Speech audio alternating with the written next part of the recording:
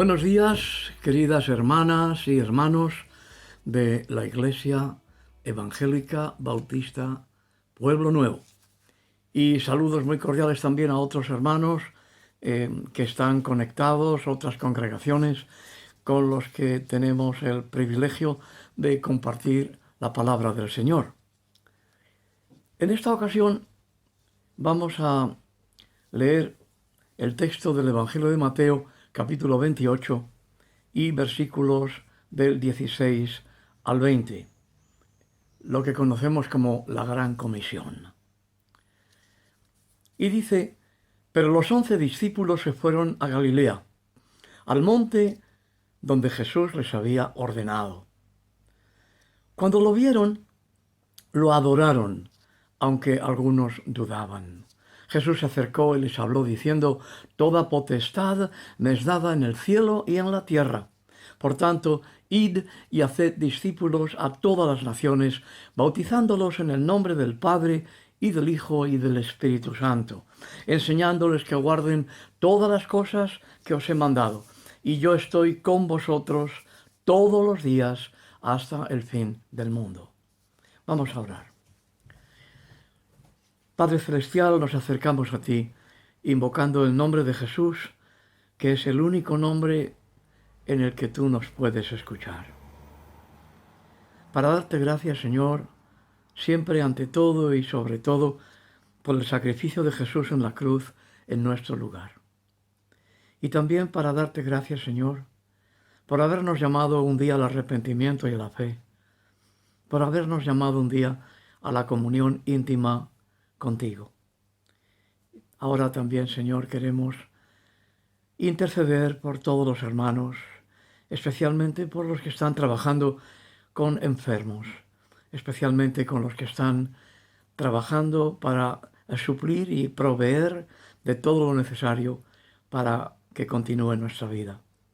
Queremos también pedirte consuelo para las familias que han sufrido pérdidas de seres queridos en estos días. Y queremos también, Señor, apelar a tu misericordia, esperando, Señor, que tú intervengas poderosamente. Te lo pedimos, te lo rogamos, en el nombre y por los méritos de tu Hijo Jesucristo, nuestro Salvador. Amén. Amén. Jesús resucitado se acerca y les habla.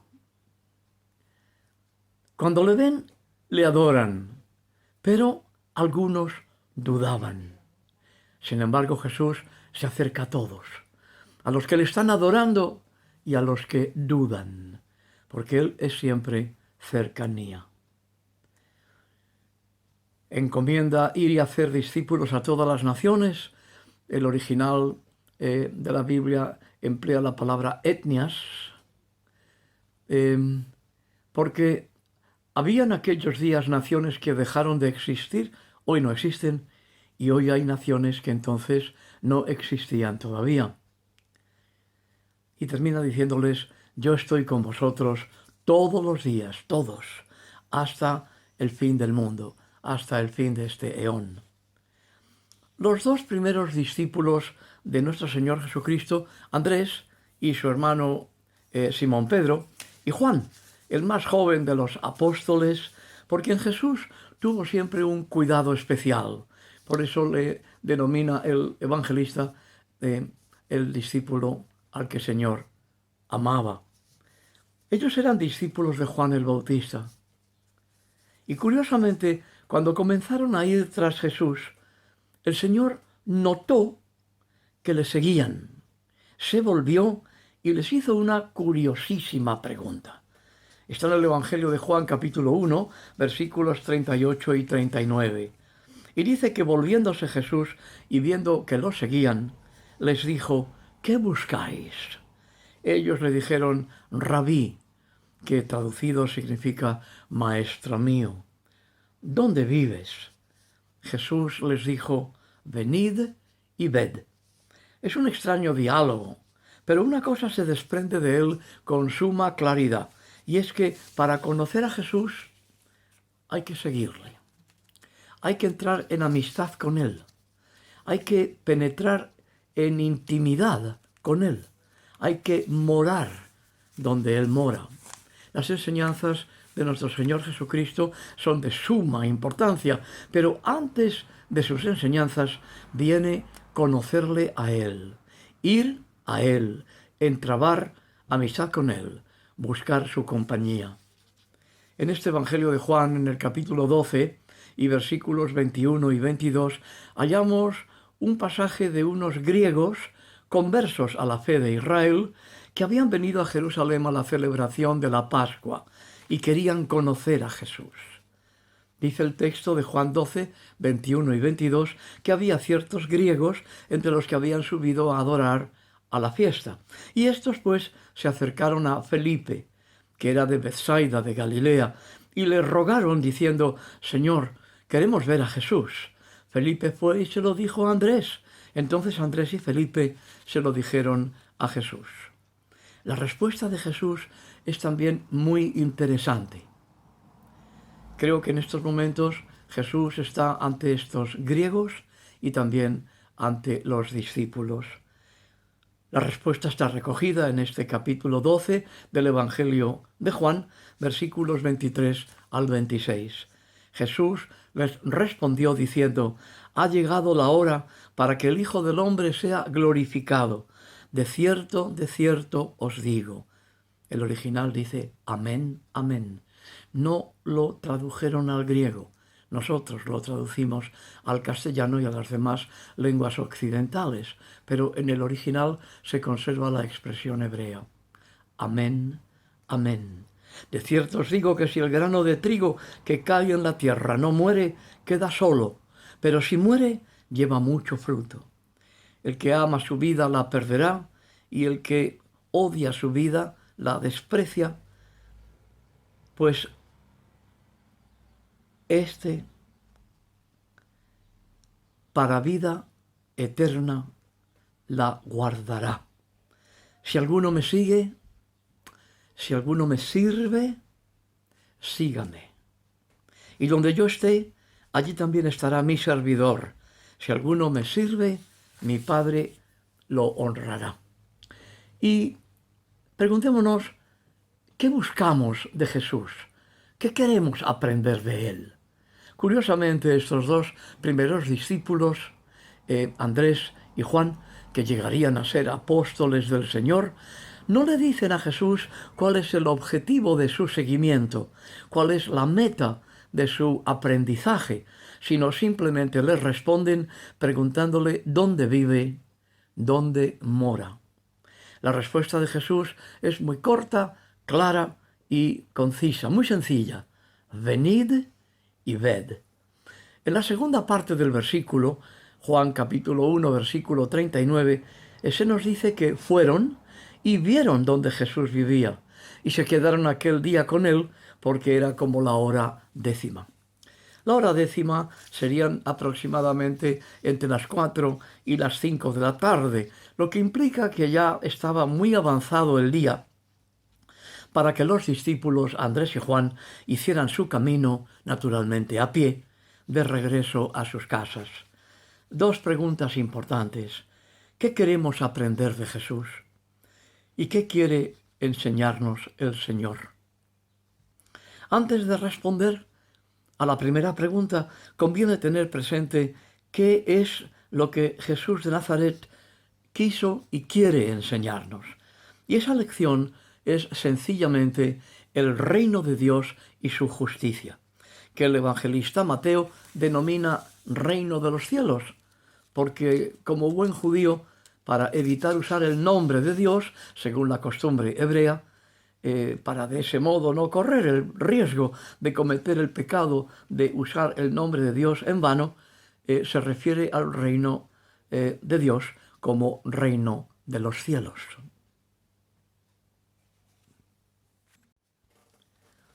Y dice el Evangelio de Marcos, capítulo 1, versículos 14 y 15, que después que Juan el Bautista fue encarcelado, Jesús fue a Galilea predicando el Evangelio del reino de Dios y decía: el tiempo se ha cumplido y el reino de Dios se ha acercado. Arrepentíos y creed en el Evangelio. no suele ser esta la forma de predicar el Evangelio en nuestros días. ¿No es cierto? ¿Será que nosotros predicamos iglesia mientras que Jesús predicaba el reino? Jesús dice que el reino del Señor está cerca, que se aproxima, que irrumpe, que crece y que es combatido. Hoy, sí, hoy en nuestros días, está más cerca que entonces. Ahora, en Mateo capítulo 11 y versículo 12, Jesús dice que desde los días de Juan el Bautista hasta ahora, el reino de los cielos sufre violencia y los violentos lo arrebatan. ¿A qué clase de violencia se refiere nuestro Señor? Porque la voz original griega para violencia es biazo, cuyo significado es violentar hasta aplastar, de donde nos llegan pues varias derivaciones, como por ejemplo biastes, que es el nombre dado a la persona violenta, del verbo parabiazomai, que significa forzar. Los violentos no son los que entran en el reino. Creo que esa interpretación es compartida por muchos, que me perdonen, pero yo creo que los violentos no son los que entran en el reino, sino precisamente los violentos son los que impiden el acceso al reino de Dios, por cuanto la violencia nunca es arma recomendada por nuestro Señor, y además el sustantivo empleado aquí para arrebatar es la voz harpazo, que significa tomar por la fuerza, y que es uno de los helenismos que tenemos en nuestro castellano, y que lo hemos transliterado como zarpazo. Cualquier otra interpretación iría en contradicción con las enseñanzas de Jesús, al menos yo así lo veo. Porque en Mateo 5, versículo 9, en las bienaventuranzas, una de ellas es: bienaventurados los pacificadores, porque ellos serán llamados hijos de Dios. Pacificadores es el griego irenopoios, que significa literalmente constructores de paz. Y de ahí el sustantivo irenopoio, poieo, que es embajador, que viene a hacer la paz, que viene para anunciarla, para proclamarla. No cualquier clase de paz. Jesús ha dicho: la paz os dejo, mi paz os doy, y yo no os la doy como el mundo la da. Ahora, esto queda muy claro en las palabras registradas en el Evangelio según Mateo, capítulo 23 y versículo 13, donde el Señor dice: ay de vosotros, escribas y fariseos hipócritas, porque cerráis el reino de los cielos delante de los hombres, pues ni entráis vosotros, ni dejáis entrar a los que están entrando. Cuando leemos los relatos evangélicos, constatamos que los primeros discípulos de Jesús no aprendieron primeramente de las palabras de Jesús, sino que aprendieron de sus gestos, aprendieron de sus hechos, es decir, a través de su testimonio personal, a través de su conducta. Todos nosotros igualmente aprendemos así de los demás, no tanto de sus palabras, sino de los hechos, de la vida, del testimonio de quienes nos han precedido. No son discursos de parte de Jesús lo que le mueve al apóstol Pedro a confesar a Jesús como el Mesías, el Hijo del Dios vivo, sino su cercanía a Jesús, la proximidad a su persona, incluso cuando le ve orar al Padre. Esa cercanía es sin duda el medio que el Santo Espíritu de Dios emplea para revelarle a Pedro la identidad profunda de Jesús. Y por eso en Mateo capítulo 16, versículos del 13 al 17, se nos dice que viniendo Jesús a la región de Cesarea de Filipo, preguntó a sus discípulos diciendo: ¿quién dicen los hombres que es el Hijo del Hombre? Y ellos dijeron: unos Juan el Bautista, otros Elías y otros Jeremías o alguno de los profetas. Jesús les dijo: ¿y vosotros quién decís que soy yo?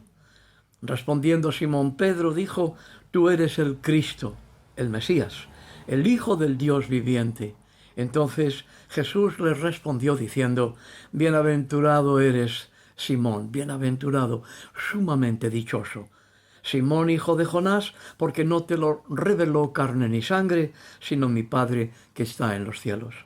Aquellos primeros discípulos de nuestro Señor, siendo judíos, conocedores de oraciones ceremoniales para cada momento de la vida, cuando vieron a Jesús en oración, comprendieron que ellos necesitaban aprender a orar. En Lucas capítulo 11 y versículos del 1 al 4 se nos dice que aconteció que estaba Jesús orando en un lugar y cuando terminó, uno de sus discípulos le dijo, Señor, enséñanos a orar.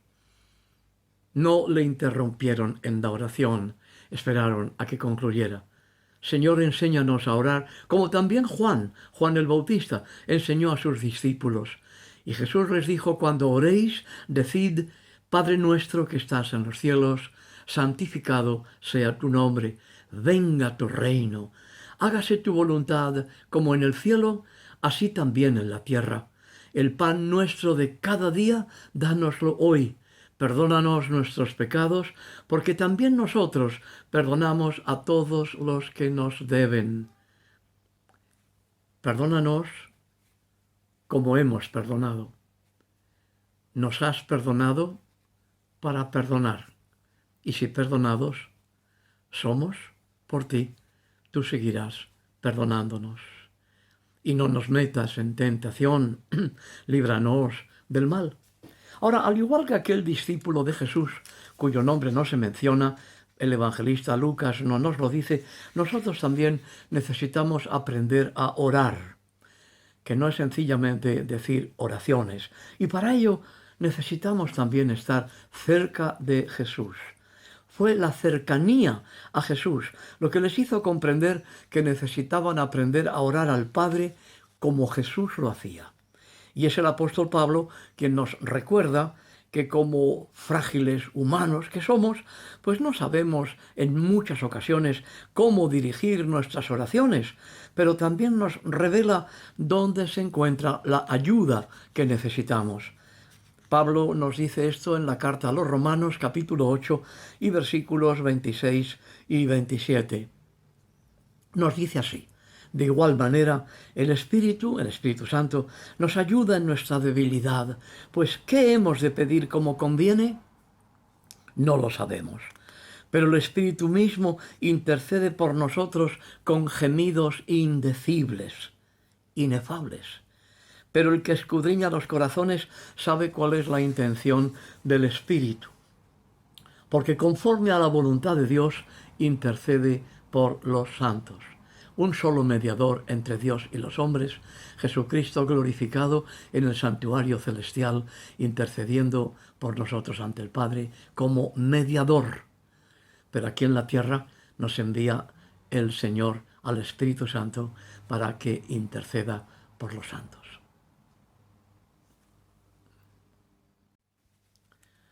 La iluminación del Espíritu Santo en la oración de Jesús se hizo tan visible, tan tangible, tan palpable, que los apóstoles comprendieron que la oración del Maestro era algo que iba mucho más allá de sus oraciones litúrgicas aprendidas desde la infancia. Orar con nuestro entendimiento es bueno y necesario, hermanos, pero también hemos de estar dispuestos a orar en el Espíritu, como aprendieron de Jesús. Y orar en el Espíritu significa dejarnos guiar por el Santo Consolador. O dicho de otra manera, dejar que sea el Espíritu Santo quien ore en nosotros y a través de nosotros, por cuanto Él es quien siempre sabe lo que verdaderamente precisamos. Aquellos discípulos vieron a Jesús orar y comprendieron inmediatamente que necesitaban aprender del Maestro. En la cercanía de Jesús aprendemos a orar conforme a su corazón. Pero en la cercanía de Jesús es de suma importancia ir a Él con las manos vacías. Leí hace tiempo una descripción, yo prefiero llamarlo descripción a llamarlo definición, de la oración que me hizo reflexionar en esto. Son palabras de un teólogo, de Gerhard Lothing, un teólogo católico alemán, nacido en 1934. Sinceramente no sé si está vivo entre nosotros todavía o ya descansa con Dios. Fue profesor de exégesis del Nuevo Testamento en la Universidad de Tubinga y él dijo esto: orar significa en última instancia introducirnos en la conversación entre el Padre, el Hijo y el Espíritu Santo. Pero no desde nuestra fuerza o desde nuestra habilidad propias, sino habilitados, capacitados para esa filiación que se le regala al cristiano a través del bautismo en Cristo. Es en la cercanía a Jesús como le conocemos y como Él se da a conocer. Como en esa intimidad es como podemos aprender de Él y con Él. La cercanía, la comunión, es imprescindible para que podamos aprender de sus palabras, pero primeramente de sus gestos, de sus acciones. Antes que la enseñanza está la persona, y esto es así en todos los órdenes de la vida. Seguramente tú y yo recordamos a maestros, maestras, profesores, profesoras, pastores, hermanos, de los que recordamos mucho más su vida, su actuación, su comportamiento, sus gestos, sus acciones, todavía más que sus palabras. Fueron esas acciones, ese testimonio, el que quedó hondamente grabado en nosotros. La vida del discípulo y de la discípula de Jesucristo no es pues una excepción en este sentido. Jesús nos lo dice y está registrado en el Evangelio de Juan, capítulo 15, y en los versículos 4 y 5. Dice: permaneced en mí y yo en vosotros. Como el pámpano no puede llevar fruto por sí mismo si no permanece en la vid, así tampoco vosotros si no permanecéis en mí. Yo soy la vid, vosotros los pámpanos. El que permanece en mí y yo en él, éste lleva mucho fruto, porque separados de mí nada podéis hacer. La relación paterno-filial de Jesucristo con el Padre y del Padre con Cristo, de la que somos hechos partícipes, es un regalo de Dios superior a todo lo imaginable, todo lo que se nos otorga por la obra de Cristo Jesús mediante el Espíritu Santo. Y así nos lo revela el Señor en su oración sacerdotal en ese capítulo 17 del Evangelio de Juan, y dirigiéndose al Padre, dice Jesús en Juan 17, versículos 22 y 23, yo les he dado la gloria que me diste, para que sean uno, así como nosotros somos uno.